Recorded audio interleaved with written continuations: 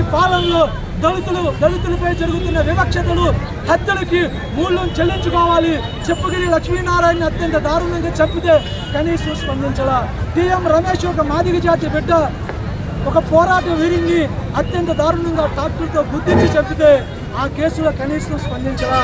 అలాగే గోవిందమ్మ తన పొలాన్ని లాక్కుని ఇబ్బందులు గురి చేస్తుంటే ఆ గోవిందమ్మ ట్రాక్టర్ ఎక్కించి చంపేస్తే కనీసం ప్రభుత్వం స్పందించరా.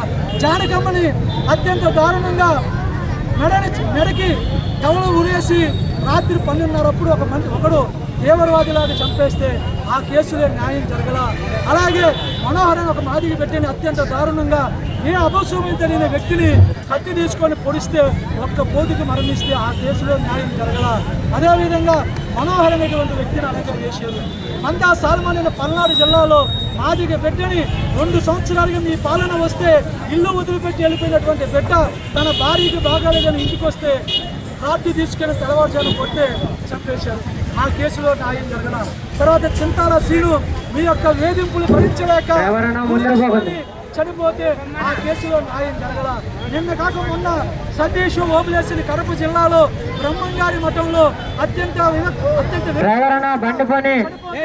ఈ కేసులో కూడా న్యాయం జరగల.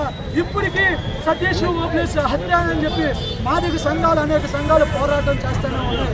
అదేవిధంగా రాజమండ్రిలో సుబ్బారావుపేటలో ఒక రాజేష్ అని ఒక మాదిగ బిడ్డ ఉరేసుకొని పైసలు మింగి చనిపోతే ఆ కేసు వీరిగారికి పోయింది. అలాగే అనోక్ అన్నటువంటి వ్యక్తి తెనాలిలో చనిపోతే ఆ బిడ్డకి ఈ రోజుకి కూడా న్యాయం జరగల.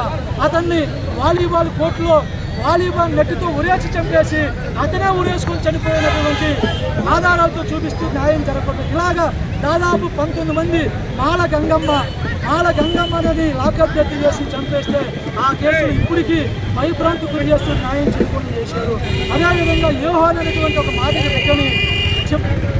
బిడ్డని లాకప్ డెత్తులు చంపేసి ఆ కేసు కూడా న్యాయం జరగకుండా చెప్పింది. అంటే ఈ కూటమి పాలనలో దాదాపు ఇంతమంది మాదిగ బిడ్డలు 15 మంది చనిపోయి న్యాయం జరగల.